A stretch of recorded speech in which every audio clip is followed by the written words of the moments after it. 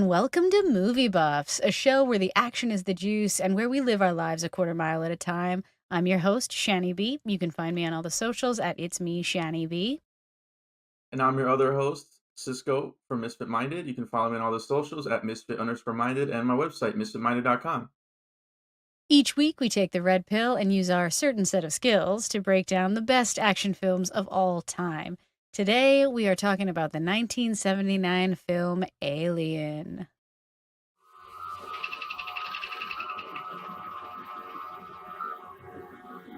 Attention to the crew of the commercial vessel Nostromo. A word of warning.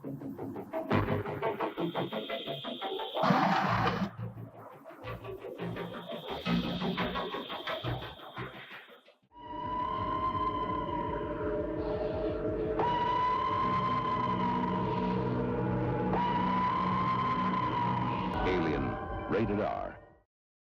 Fantastic. Real quick, do you know the story behind that shot right there with the egg?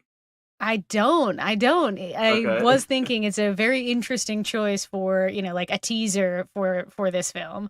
Tell me the story. I completely forgot until I just saw this right now. But what do you think they used for that? Think Oh, very simple. Like, do not overthink it. What like a literal, like a balloon or something? literal? You were on track with literal, but Oh, then like a literal egg? It was yes. truly an egg? Oh, Like, if okay. you look at it, you can see it's like it's almost like they know because they cut away from it really fast. But it's like you can see like how it has like those bumps like you would have on an actual like chicken egg, True. and they just like zoom out of it and like they're like, hopefully people will notice. Yeah, they're like, we get the message across because it's not what the eggs will look like in the film. No, So that's a good, but it's like an nice. iconic like image, like the poster, like even on the Blu-ray set I have is like the egg. I don't know if it's that same one, but I mean, when you think of Alien, you think of eggs. I mean, It's true. that's for It's real. Yeah, especially here. Um, and what a great trailer. You gotta love these throwback trailers that are just like so random. I know the still pictures. I mean, guys, this movie is 55. What is it? 45 years old now. So this it's Yes. it's it's getting up there. It's wild how old this movie is that you can think of. Like the only movie I could think of that was similar to this that was older was Star Wars. And the Star Wars Mm, Star Wars was only made 3 years before Alien. So it's right. it's same class, honestly. It's true. Yeah, yeah. If you haven't seen it, it is about the crew of a commercial spacecraft who encounter a deadly life form after investigating a mysterious transmission of unknown origin. To get this bullet train started, we will go back to June 22nd, 1979, as you pointed out, 45 years ago. Whew. It was made for 11 million, which is wild. Anytime a movie is made for like lots of millions, historically, I'm always just like, in 1979, how did they get $11 million? Right. It seems like um, so small nowadays, I guess, but like yeah, it's like adjusted for inflation. Like what I don't even know what that would be now, yeah, but what it would even be, right? But it does gross maybe over like 50 two. million or something. I don't even know. Yeah, that's probably a good guess. I'll look Yeah. that up and I'll see. Okay. Um, but it did gross 200 million, and I think it keeps going. I think it's actually like continues to gross because they just did a re-release and people were going to see it, so it is, making more money. Yeah. Um, the movies that it shared the box office with that weekend were only two other movies, which again, it's 79, so you can't really know. One of them was Escape from Alcatraz, the Clint Eastwood movie. I have seen that before. It's interesting. I don't think of them as competing necessarily, so that's an interesting one.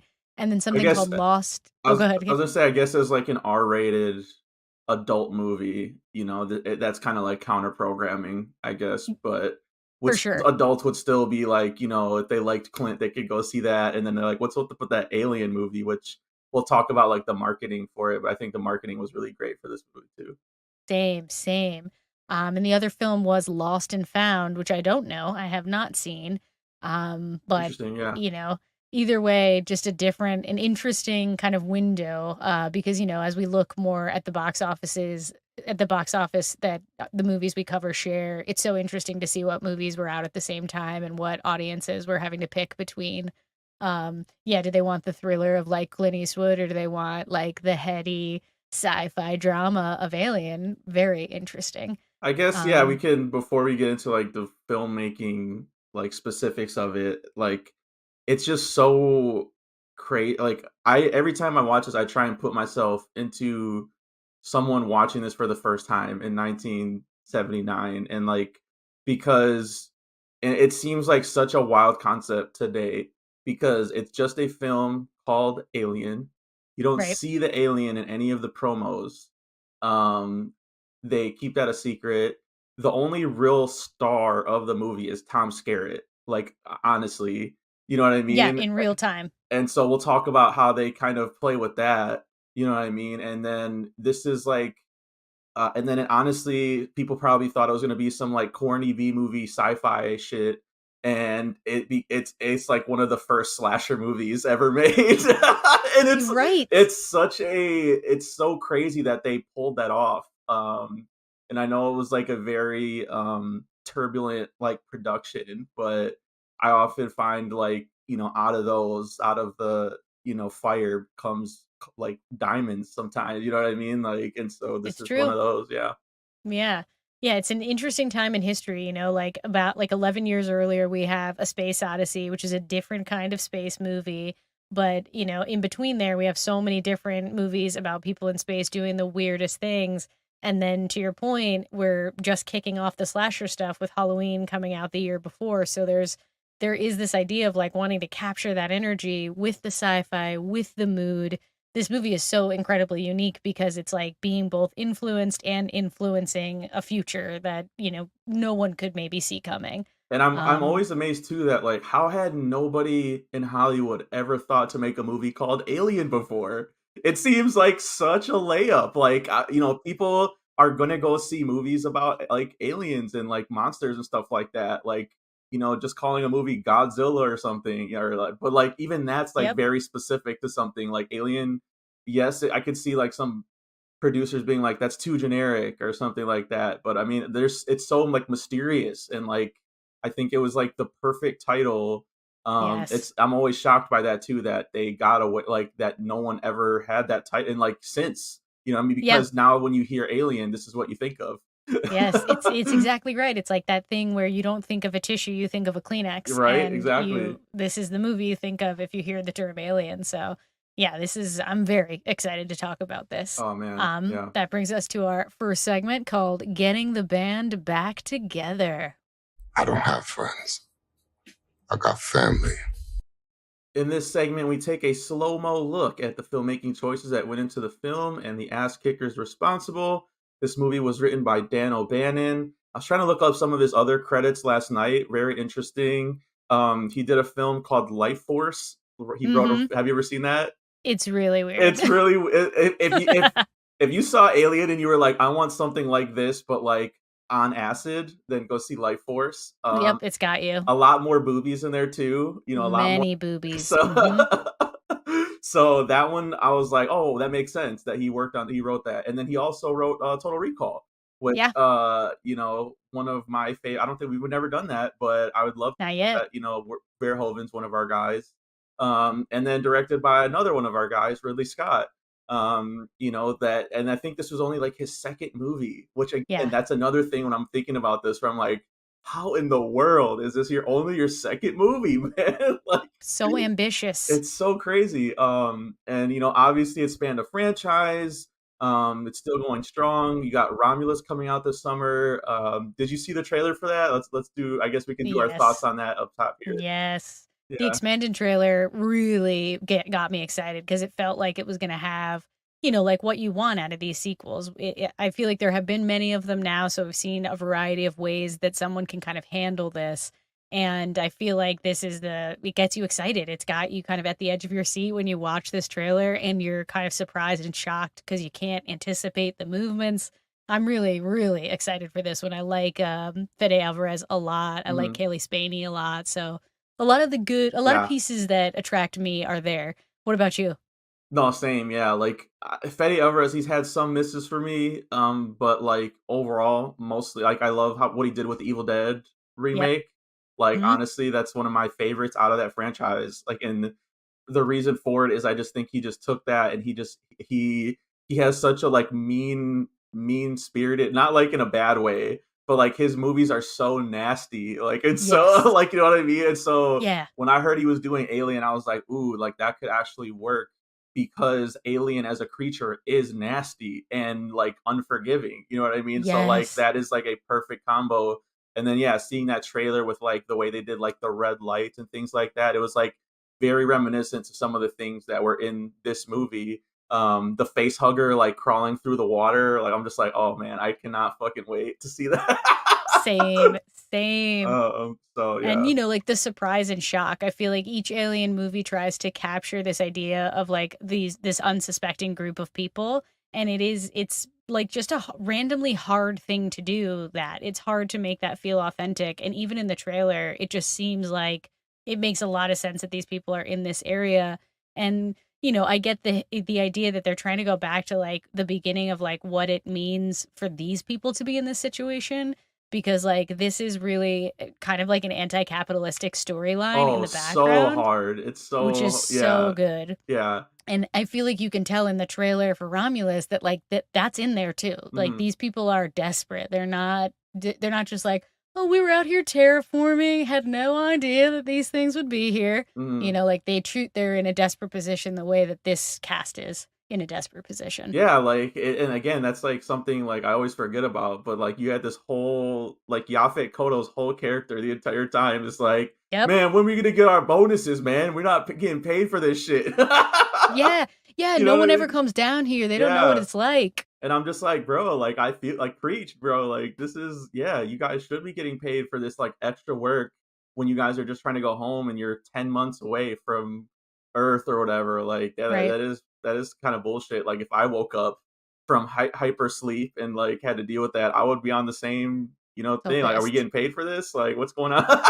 Exactly, it's like overtime work or whatever, and, there's a really good podcast called Movies versus Capitalism that talks a lot Mm, about movies that, predominantly are yeah. anti-capitalistic, and the episode on Alien is so, so good, and it makes a lot of sense, like, they're on, like, a towing vessel. They're sort of like a job that's really thankless in the first place, and yet they're kind of charged with this mission that is so mysterious and they're definitely not gonna get meaningful recognition for.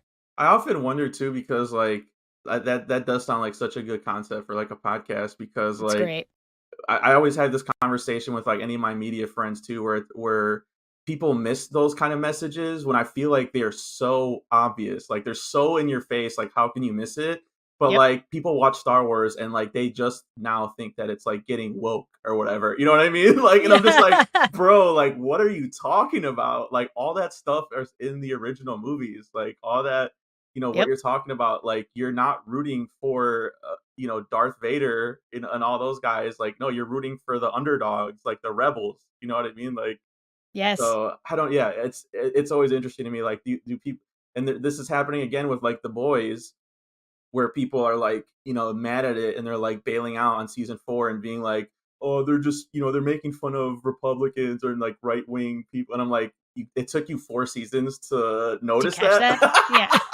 That Homelander is like a straight up fascist like character and not someone to look up to. Like it's I It don't know. It always fascinates me how people like decode media because you know what I mean? Like there's all these messages that are encoded into it that I feel like are so obvious and Alien is throughout the franchise is one of those ones where Wayland, frequently is screwing people over. You know what I yeah. mean? Like Yeah, Wayland does not care who dies in the pursuit of, like, more money and more land and more power. yeah, and we get very I mean, some of it's more subtle where which I like, where they're not sure. They're like, probably I think one line says probably for their weapons program. It's just them kind of speculating on why they would Yep. prioritize their lives over this alien creature. You know what I mean? Mhm. So, yeah, that's fascinating. But what are some of the other like filmmaking specific things that you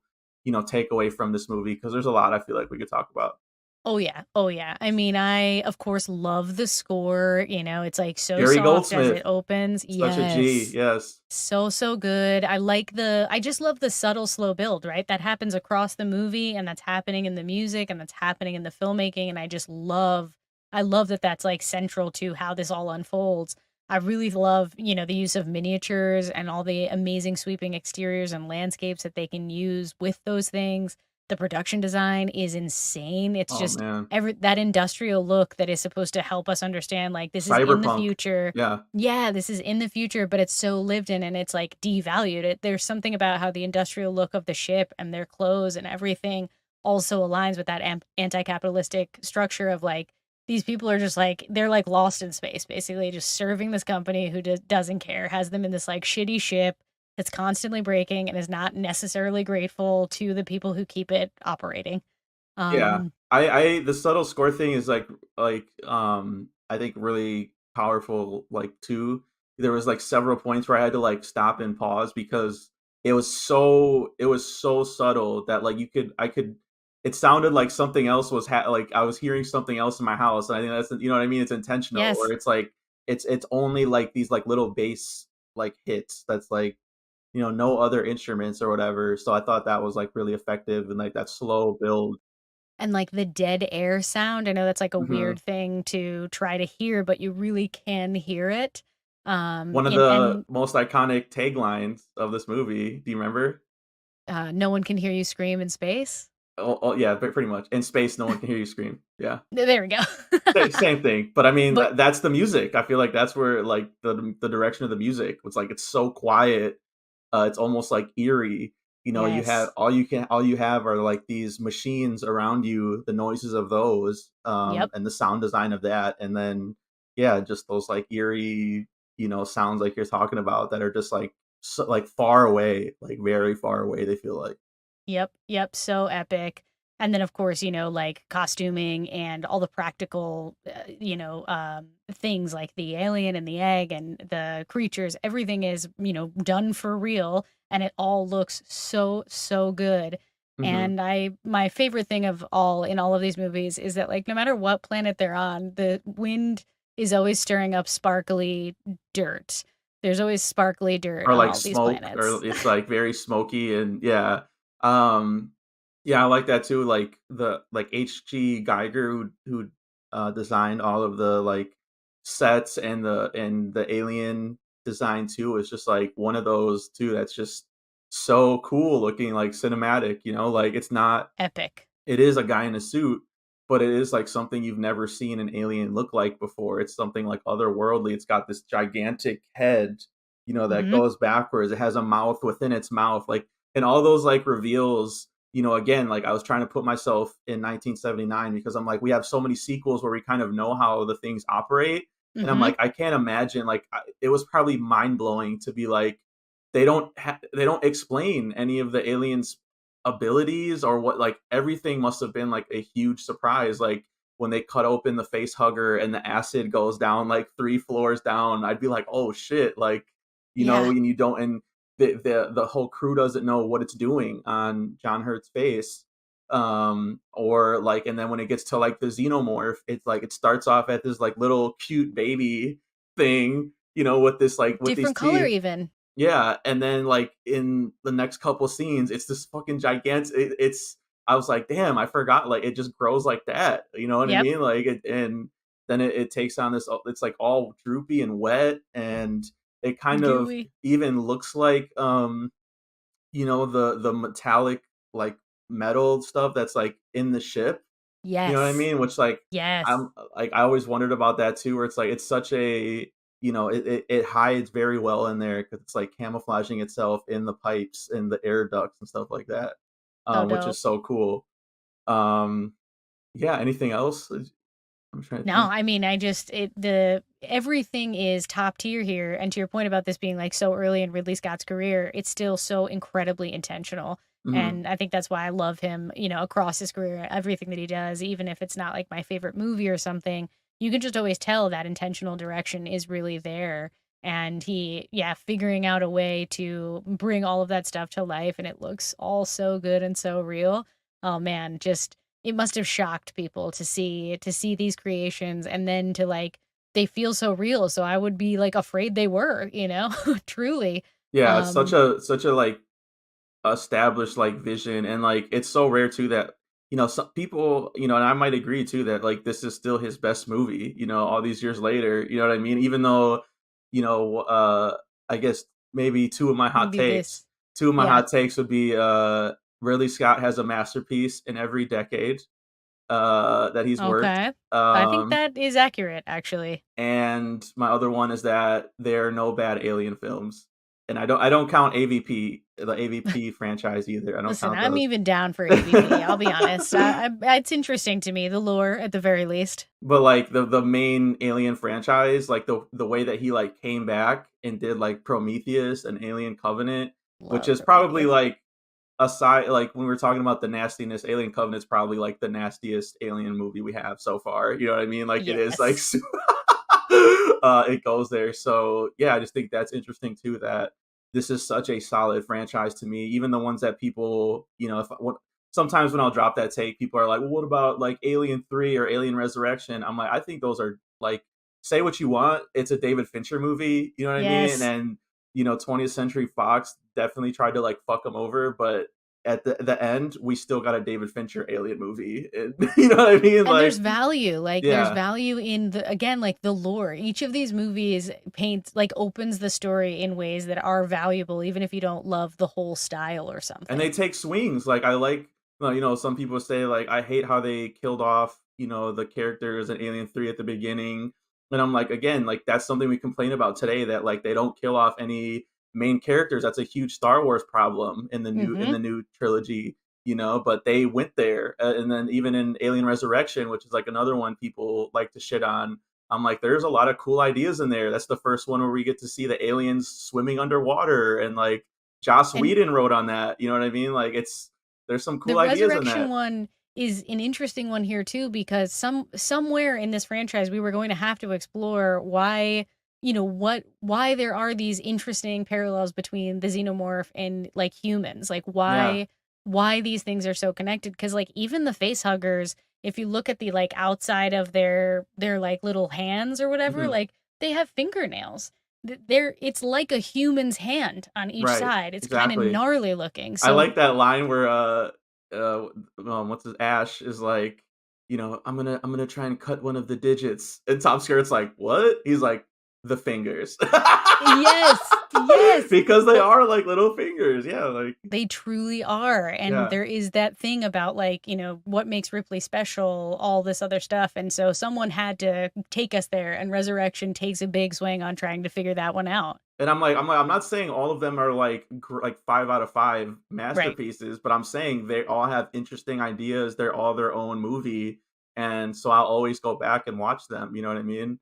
Same. Um, the only other things I put, is that I love the way, the all of the technology works. You know what I mean? It's not just like everything does seem to have a purpose. It's not like they're just like pushing random buttons and like beep boop beep boop. It's like no, like they have a problem and they're like, okay, let me go to this and try and communicate with you, or like when they land and there's all those explosions going off and you see like Ash turning off all these knobs, like, you know what I mean? It's like I don't Yep. know what he's doing, but it looks legit, you know? Yeah. um, and then honestly, I just was again like kind of this is like such a 70s thing too, but like that the camera work is like so subtle, and you know um we don't get I would say like I noticed it doesn't really move at all, or get to like handheld until like the third act, when it's the most, So frantic. yeah, the most frantic. Everyone's running around trying to locate this one alien, and survive. And so, and there's so many like iconic images with the kills, even though kind of like Halloween, like we were saying, it doesn't show a lot of gore in here at all. Like, they cut away a lot, but I mean, just the image of, when I'm trying to like with the cat during that kill, you know what I mean? And it Yes. just goes on Jonesy's face, you know what I Yep. mean? It's like, Yep. or when Tom Skerritt dies and you just get that one quick look at the alien before the camera cuts out. Yep. Like just showing us enough, but to keep it scary, Yep. but not like over showing it or whatever. It's always kind of in the darkness or like creeping around. So I like that. Same.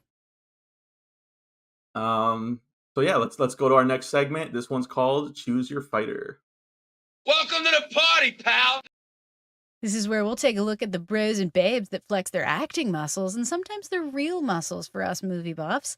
This film, as we mentioned already, stars Tom Skerritt, Ian Holm, Veronica Cartwright, John Hurt, Yaphet Kotto, Harry Dean Stanton, and Sigourney Weaver as Ripley. A massive cast that we would Yeah, know today, but really to your good. point, this is early in many of these actors' hmm careers. Yeah, like, and I was thinking of that too, where how surprising that probably would have been, where Tom Skerritt's the captain. You pay a ticket to see this. He's probably one of the only more recognizable names. Maybe You Veronica Cartwright, but like she was a child actor, so right. maybe not. But, like, I guess I would assume that Tom Skerritt is gonna be the last person at the end, you know what I mean? Because Yes. he's, like, the marquee name, and so, like, to put it to this character, like, this actor that we have never seen before, and kind of propping her up as a star, And it being a lady too, right, and I like think that's, doing the like, final girl thing. it's such a cool choice. It does the final girl thing, like Halloween, but I think this one kind of even tackles that more with like the sexism that she has to deal with and misogyny at every point, where like fucking nobody is listening to her, even though she's the only one with any goddamn sense on the And ship. she's also second in command, so it's not Right. like she's a reluctant leader or something. No. She's like earned the position she's in. Yeah, and so even when like things are going wrong, and once like John Hurt gets the face hugger on his face, and she's like, we need to quarantine. Like this could, Yeah, you you wouldn't know, do it either. yeah, and they completely like override her, and then we find out like why with Ash. Ian Holm as Ash is like another performance Epic. that I think is so great in this, and Yep. makes this fun to rewatch. Because again, that's like one of the big reveals, is that he is a robot. As Yaphet Kotto says. Damn. Yeah, he's a robot. It's like, okay, dude, I think, yeah, his head is hanging off of his neck. I think we all There's put milk that together. everywhere. Tom Skerritt as the himbo space captain, you gotta love that. And Harry Dean Stanton in his Hawaiian shirt and trucker hat, and Classic. just smoking cigarettes. I love that he's kind of like the comedic relief, I would say, him and Yaphet Kotto. Yep. I love the scene where he's just saying, he's like, right, he's just saying right all the time. And then Sigourney Weaver's like, is that all you can say is right? He's like, right. Yes. Yes. And then yeah, Veronica Cartwright, who is just, she kind of has to be one note in this, after once like shit starts happening, and just be like delirious and like, oh my god. But like she's so good at that too. Like you actually believe like she has just lost all sensibilities. Like I don't even know what her role is on this ship, but like whatever it is, she is just not capable of doing anything at that point.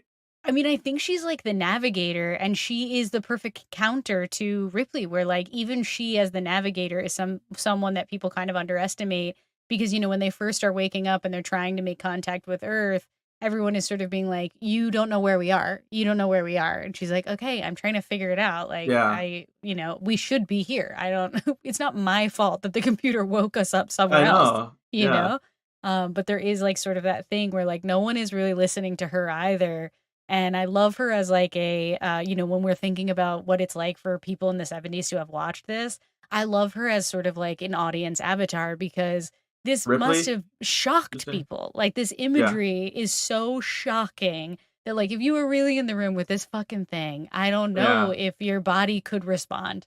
Like that's Yeah. what makes Ripley so special and amazing. And the franchise, I think, is like obsessed with the fact that Ripley can be faced with this monster and like still do stuff.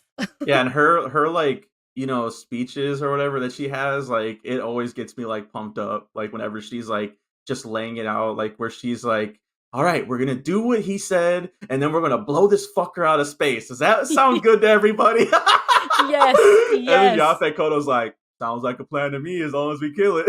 Yeah, yeah. And she's like, of course it means we're gonna kill it.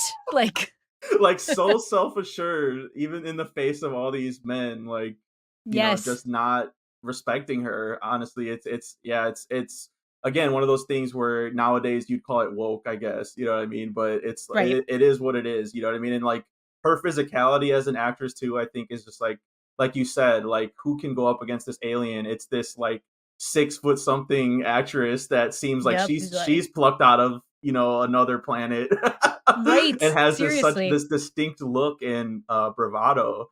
Like yeah, I definitely would want, like if I was in this alien situation, I would want Ripley with me. Like she seems like the best person to respond to this.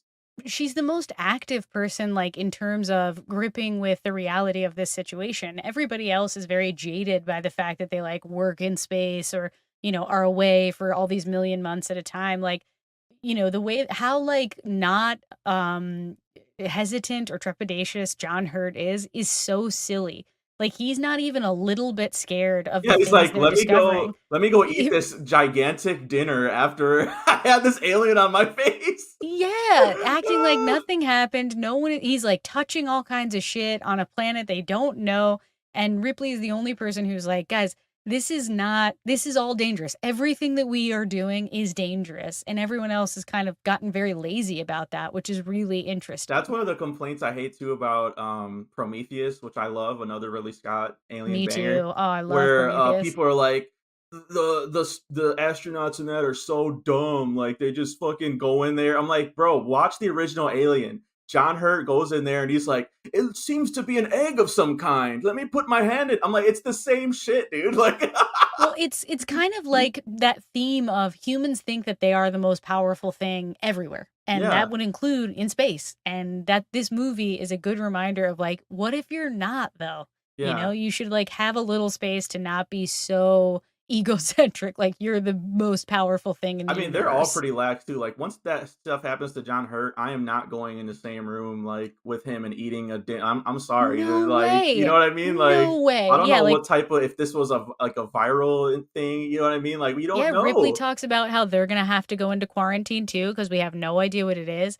And I love that Yaphet Kotto is like, why are they not freezing him? Like, Right? what Exactly. are they doing? They They're can wake not him up when following we the get home. They protocols. can wake him up when we get home. Exactly. I'm like, exact. Exactly. Yeah, Um, everybody is really well lived in and defined as a character here. And the dynamic for each person is, I feel like it's just an important piece of like what the human race is still like at this time in the I future. also think like too, Ripley's the only one that like is suspect of Ash, which I love the Yeah, entire she does time. not like it. She does not like him. Who the fuck is this guy? The science Company officer. man. Getting. Have you ever flown with this guy before? I like the line where Ash is like, "What would you like me to do?" She's like, "What you've been doing this entire time? Nothing." Right. And he just like, just like but she notices that he has not done anything to help the crew. Yes.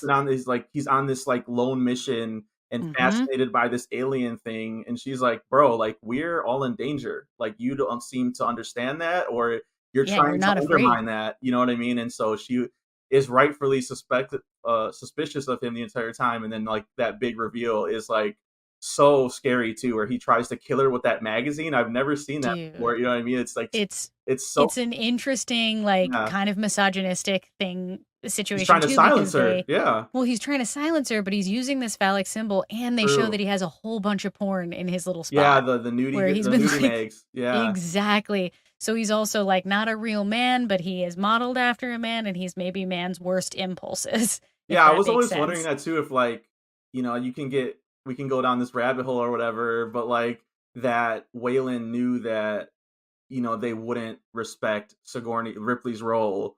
And so by placing this science officer that they would kind of respect, and this man that they would respect his orders over hers, because that's yeah, what happens, once stuff starts going down. Yeah, everybody looks at a man robot as, like, super equipped and a lady robot as someone to have sex with, so there's that. There is that. But yeah. Yeah.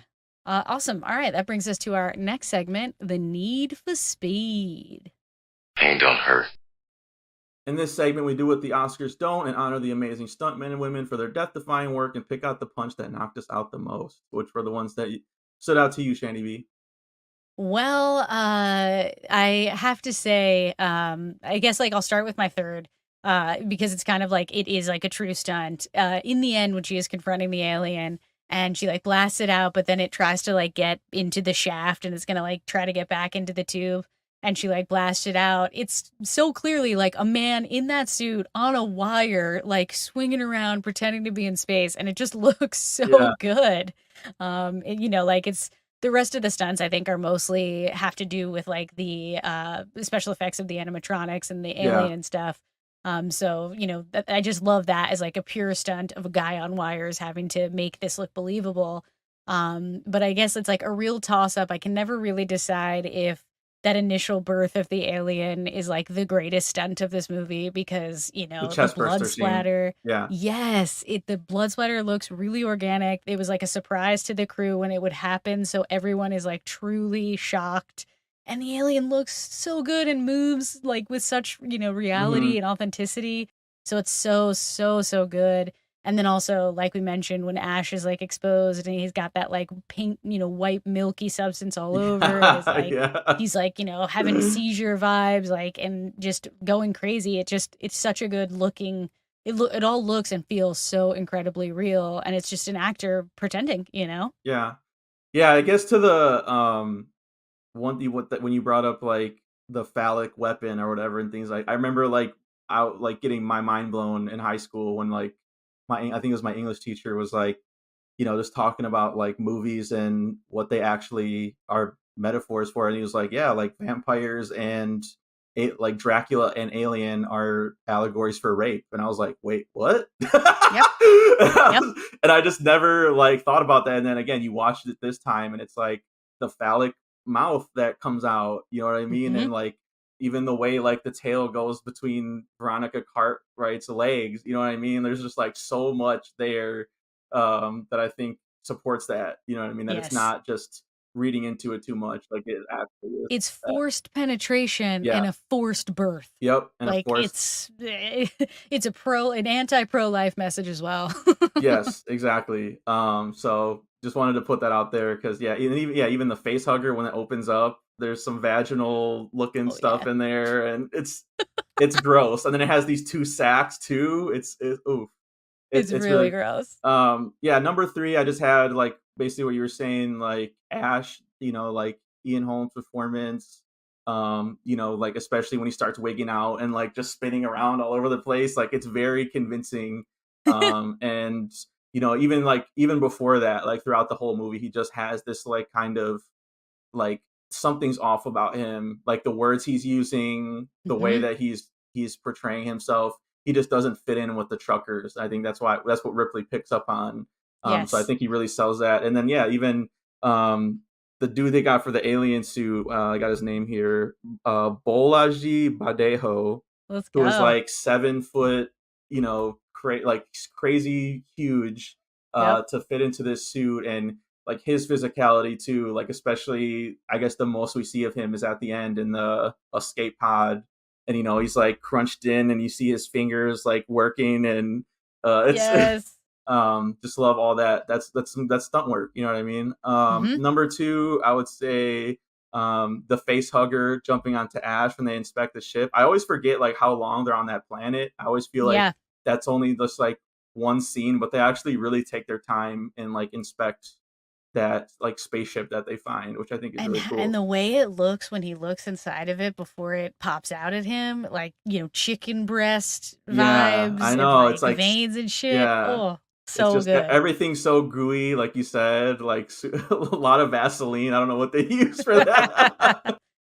So I think yeah, that had to put that on there. And then number 1, just when they fight Ash at the end, 3 versus 1, he's like choking out Yaphet Kotto, Like throwing Ripley with squeezing one chests hand. and shit. Yes. And again, you really believe this guy is a robot and super strong, even though he's like probably the shortest one out of the entire crew. It's really effective the way they cast that. Very true. Very true. So that brings us to our next segment called Death Proof. If he dies, he dies. This is where we'll take a look at the movie's body count and see who bit the dust the hardest. All right, what are your top 3 kills? So I got I tried to there's not a lot, so I tried to pick out ones that you didn't pick out. So we get the whole gamut in here. Let's But I go. do think these are like the three of the good ones too. Like you got Yaphet Kotto and Veronica Cartwright in the same scene being taken out. Again, like I said, like you get that just that one shot of the tail going up her, skirt or like her legs, which is just such a creepy shot. And then Yaphet Kotto, you just see like again one frame of the mouth going into like his head and taking a chunk out. You know what I mean? It's just and it's so fast, but It's such a good scene too because Yaphet Kotto is maybe the most respectful of women across this film. Like he does sort of respect Ripley. He listens to her plan when it's in motion. And if he could just kill Veronica Cartwright and kill the alien, and he won't do yeah. it. He's Yeah, like, he's like just move. yeah, he's trying to tell her to get out of the way, and again, she's just so paralyzed at this point. She's really Yep, not equipped to deal with this alien. it's a bummer. um, I also love too when they're like, trying to come up with a plan, and they're like, "That the escape pod only holds 3," and they're like, "We'll draw straws." Yaphet Kotto's like, "I ain't drawing shit." That's right. We'll take our chances. Yeah. Which again, just great characterization all across the board. Number 2, I got the alien getting blasted by the spaceship. When she punches it when it's like on the what do you call that? They're Right like, next to the rock, the blasters or whatever, and just takes out the alien. After just surviving for an hour, in the survive. smallest underwear any of us have ever seen. Oh, we'll talk about that, I think, in a bit here in the next segment. And then number 1, I had to go with the chest burster scene. Again, I can't imagine Can't seeing beat it. this in 1979 and just being like, you don't know what the alien's doing, what its goal is, what it's capable of. I imagine a lot of adults took their kids to see this because they were like, oh, it's a alien B movie or whatever, and then Yeah. fucking alien popping out of John Hurt's chest as he's like convulsing on the dinner table. And the Veronica Cartwright in this scene too is like an in joke I have with like my family too, because her reaction is just the fucking best. Where Yes. I think they didn't tell the crew what was gonna Nope. happen. So if you watch her face in there, she is genuinely terrified. And her line that we always make fun of is when she just goes, "Oh my god." She lets out like this fucking scream like when it Yes. happens because I believe she got the worst of the blood blasts. For and, sure. and so that's why she was just like again so horrified, didn't know what was going to come out of that chest. And it's like sometimes you just see when they do it that way, like the you can't make up that genuine fright, you know what I mean? No, So you really can't. fucking her, that scene is just unbeatable. And John Hurt too, obviously. What about you? Of course. Yeah, I think, I can't decide if the bursting alien is the best one, but I know it's the most memorable and everyone always thinks of. But I actually really love I love when Brett, Harry Dean Stanton's character, dies because of the cat, knowing what's going on Jonesy, behind yeah. him. And just the way that the reveal is happening over his shoulder. So us, the audience, knows it's coming, but he I has no know. idea. It's just such a good kill in terms of like audience experience. And I love how in the director's cut, when he is like looking up into the wires and getting the water and kind of like drinking the excess water, you can see in the director's cut the alien is floating in the wires, already camouflaged. They made Ridley Scott Okay. take it out because they didn't want such a reveal. But it's one of those things where like you may not notice it. It was there and it's such a good shot, but if you don't know to look for the alien, you wouldn't have seen it. Yeah. And so that's just like one of my favorite kills because of that They scene take their and the sweet time director's cut. during that too. Like he's like Stretching it. letting the water like drip on him, and I feel like I was like waiting for the alien slime to like drip on him. Like Right. I thought that happened, and I was like, okay, maybe not. And then yeah, Jonesy, it's always good to have an animal there. They always know when something's up. They So really do. he's hissing at him, and Yes. and then you get Yeah. that great shot of great cat acting where So Jonesy good. just has to look at one of his owners just being murked by this And then the alien. like echo of him being like, oh, Yeah. like echoes.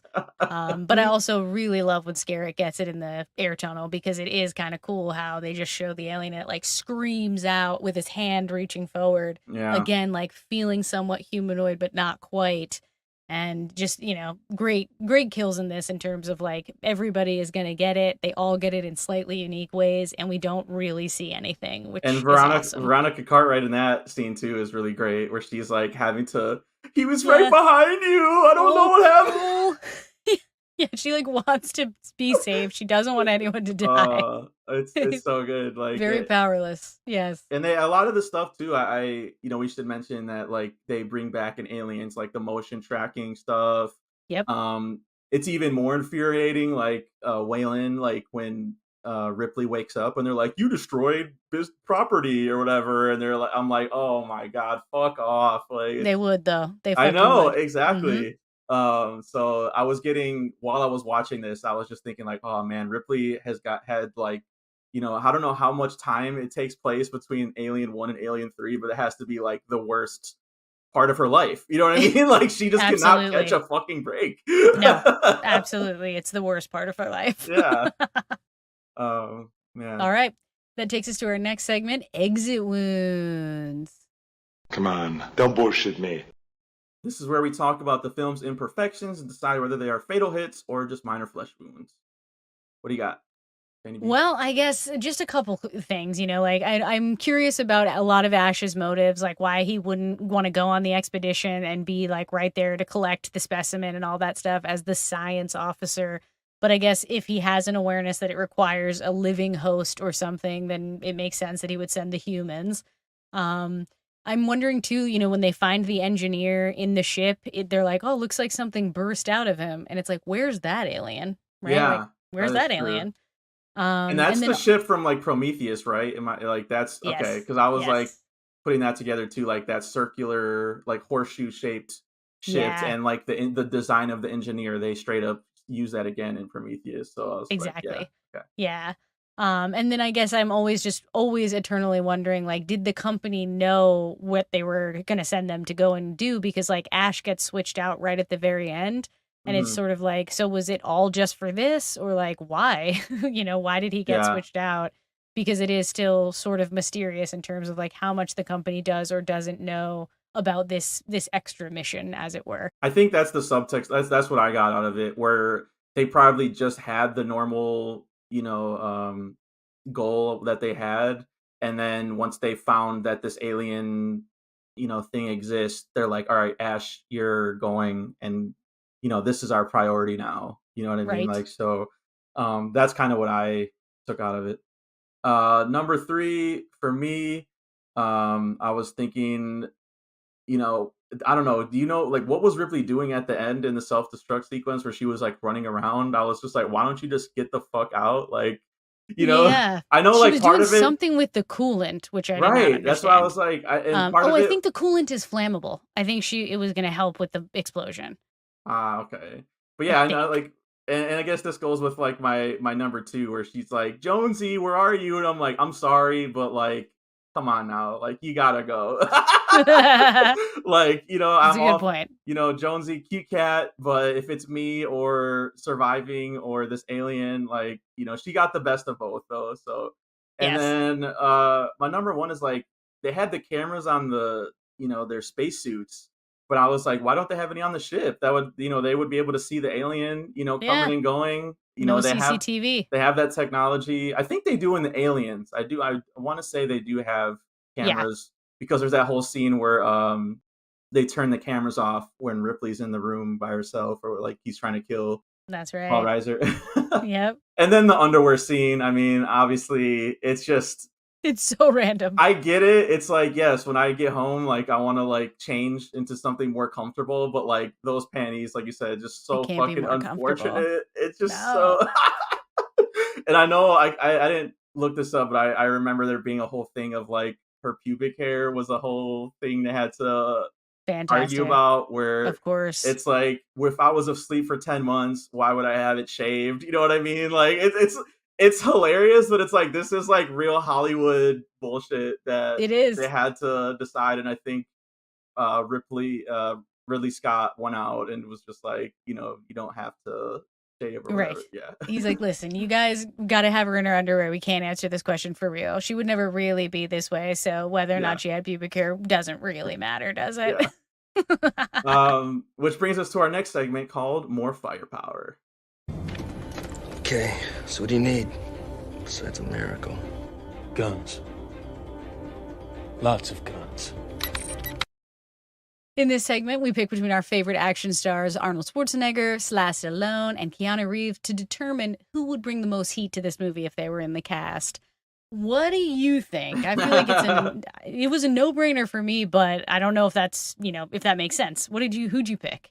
I picked Arnold. I just think he fits well in space. Maybe he would fit better in Aliens, I guess, but Oh yeah, he would be great in Aliens. But also they're truckers, you know what I mean? So like they would be fucking ripped dudes, and he would just bring that like manpower. So yeah, I think he would fit in with this crew. What about you? I went with Keanu. I almost feel like I can see Keanu Yeah. in every movie nowadays.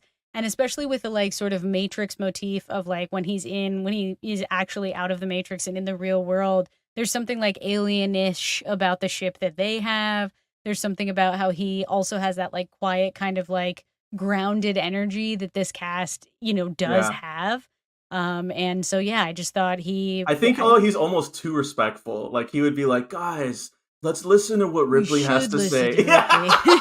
He would. He really would. Yes. All right. Nice. All right, that brings us to our last segment. Game over, man. What a picture. Good picture, yeah. That is so much fun. I love that stuff, the killing. A lot of killing. And finally, this is where we rate the film out of 5 face huggers. What did you give it, Shandy B? I'm giving it another 5. Yeah. I can't. 2 weeks in a 2 weeks in a row? row. I know, it's wild that I it's know. happening.